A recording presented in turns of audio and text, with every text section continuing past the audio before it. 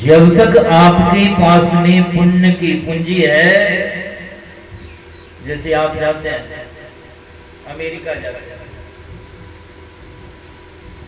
जब तक आपकी जेब में रुपया है, बड़े बड़े होटलों में आप रहते हैं, सारी सुविधाओं के बीच में रहते हैं, और जो ही रुपया समाप्त हो गया, जेब खाली हो गई, तो फिर वहां से आपको खाली करना पड़ेगा।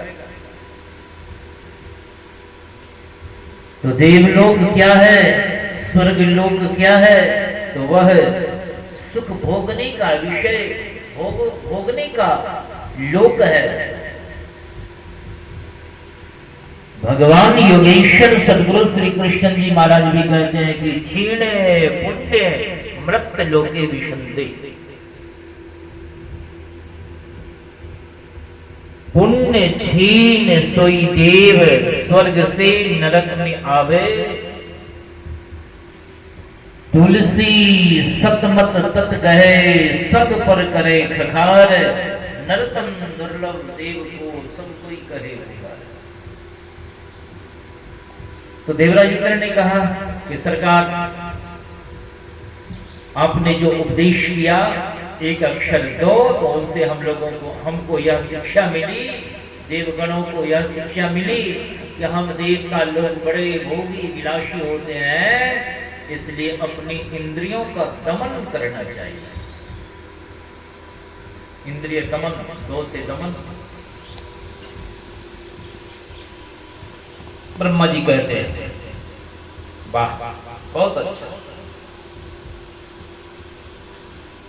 इसी तरह से जब कभी संत महापुरुष उपदेश करें तो समझना चाहिए।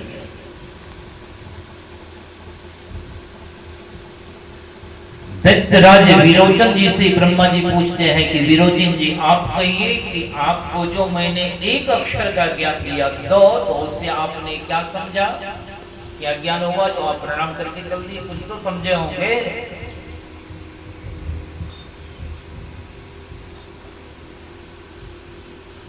विरोचन जी ने, दैत्येंद्र ने कहा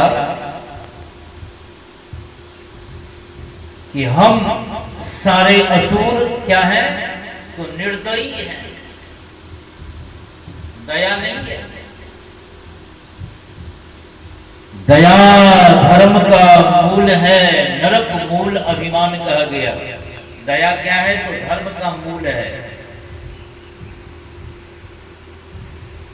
जिस धर्म में दया नहीं है, संत कबीर भी कहते हैं कि दया धर्म चित राखो, भक्ति का अंग है। कह कबीर चित चेत सो जगत पतंग है।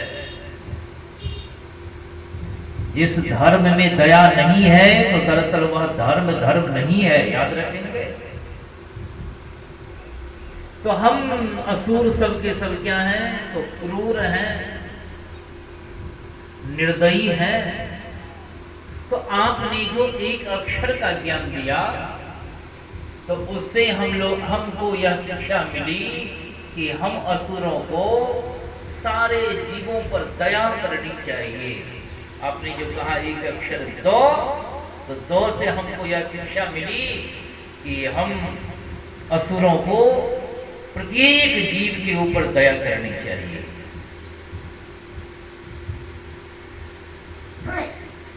ब्रह्मा जी कहते हैं, ठीक, आपकी भी सोच बड़ी अच्छी है। तीसरे नंबर में मनु जी महाराज से पूछते हैं कि मनु जी, आपने क्या समझा? मनु जी महाराज कहते हैं कि सरकार, आपने जो एक अक्षर का ज्ञान अभी दिया है, दो,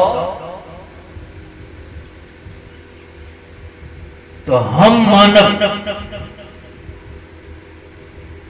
इस संसार में आए हैं,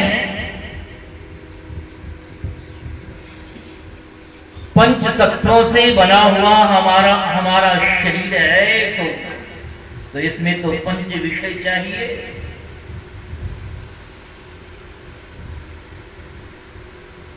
मिट्टी तत्व की कमी होती है शरीर में तो भूख लगती है।